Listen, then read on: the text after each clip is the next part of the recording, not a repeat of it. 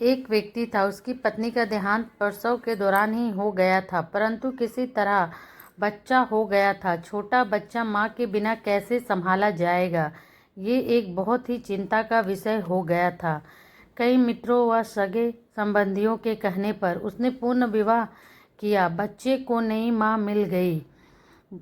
नई माँ बच्चे की सार संभाल करने लगी। बच्चे को भी लगा जैसे कि उसकी माँ फिर से मिल गई।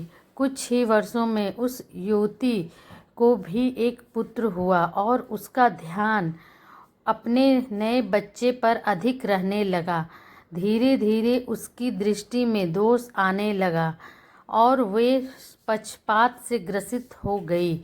अब उसे लगने लगा कि इस घर का वारिस तो बड़ा लड़का है और संपत्ति पर भी अधिक हक उसी लड़के का है। उसे अपने पुत्र के भविष्य की बहुत चिंता होने लगी। उसने अपने पति को बुझा के राजी किया और बड़े लड़के की पढ़ाई लिखाई सब छुड़वा दी और घर के नौकर को भी हटा दिया तथा सब काम उसी लड़के से कराने लगी। बच्चे के ऊपर बहुत बड़ी विपदा आ पड़ी। अभी दूसरी कक्षा में ही था और दुनियादारी कुछ नहीं जानता था। उसे यही लगता था माँ ने सही किया होगा। घर का सारा काम करते करते उसका पूरा दिन बीत जाता था। धीरे धीरे माँ ने उसे समझा दिया कि उसका असली कार्य अपने छोटे भाई की सेवा ही है और उसका छोटा भाई ही असली मालिक है। बच्चे ने माँ की आज्ञा मान ली और सदा ही अपने भाई की सेवा संभाल में तत्पर रहने लगा। अब वो बड़े लड़के को जरा जरा सी गलती होने पर डांटती मारने भी लगी थी ताकि उस पर एक भय बना रहे। वो कोई अच्छे से अच्छा काम भी करता तो उसकी सौतेली माँ उसे बिल्कुल बेकार बताती, लेकिन फिर भी बालक के मन में माता के लिए प्यार ही उभरता। वो उसे सौतेली नहीं मान पाता था। उस औरत ने घर के पूजा पाठ का जिम्मा भी उसी बच्चे को दे रखा था, अतः उस बालक की वृद्धि धीरे धीरे अत्यात्मिक होने लगी। जैसे जैसे वो बड़ा होने लगा उसे सच्चाई समझ में आने लगी, लेकिन वो अपना सब दुख भगवान से ही कहकर संतोष कर लेता था और उसका सारा दुख समाप्त हो जाता था। पिता से वो बहुत प्रीत करता था और जानता था कि पिता उसकी स्थिति से बहुत दुखी रहते हैं, लेकिन वो उनसे हमेशा माँ की बड़ाई ही करता था। पिता का होना ही उसके लिए बहुत था, परंतु उसके पिता भी एक बीमारी में चल बसे और वो बिल्कुल अकेला हो गया। बस भगवान ही उसके रह गए। समय बीतने लगा और दोनों बच्चे बड़े हो गए। अब घर का सारा अधिकार सौतेली माँ के हाथ में था।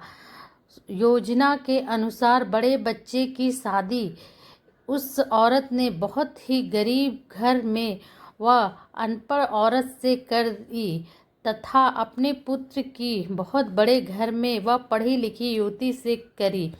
उसने बड़े लड़के को नौकरों वाले घर में से एक घर दे दिया और उसकी पत्नी को भी बता दिया कि उसका असली कार्य मालकिन यानी छोटी बहू की सेवा करना ही है।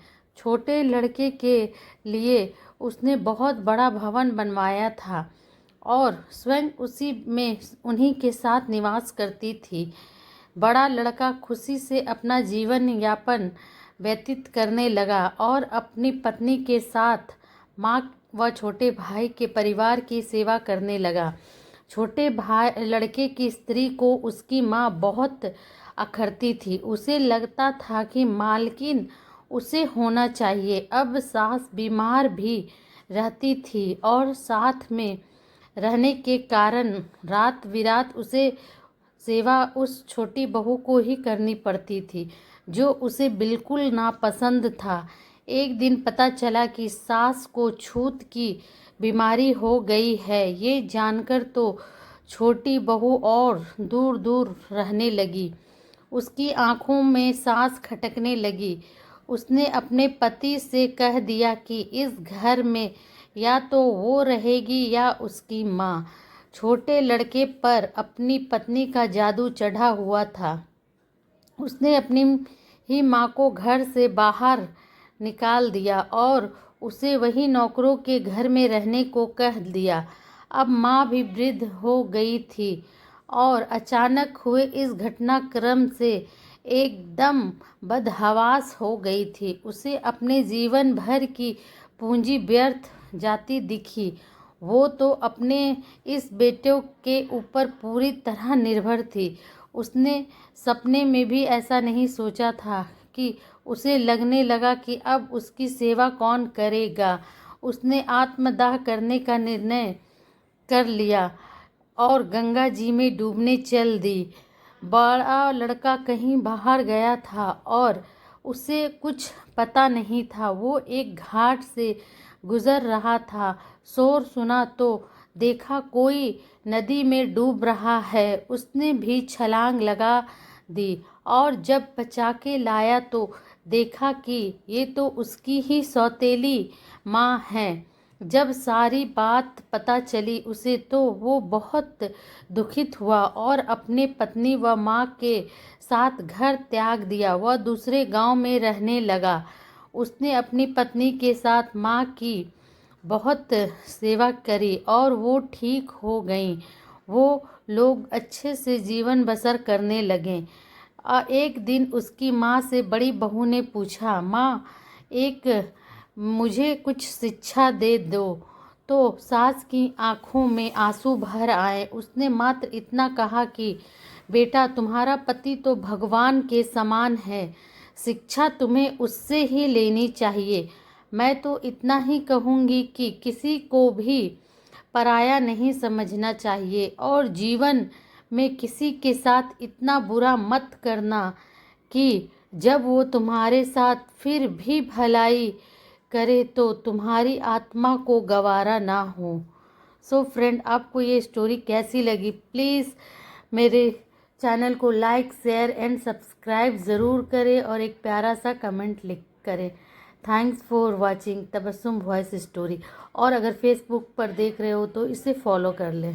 Thank you.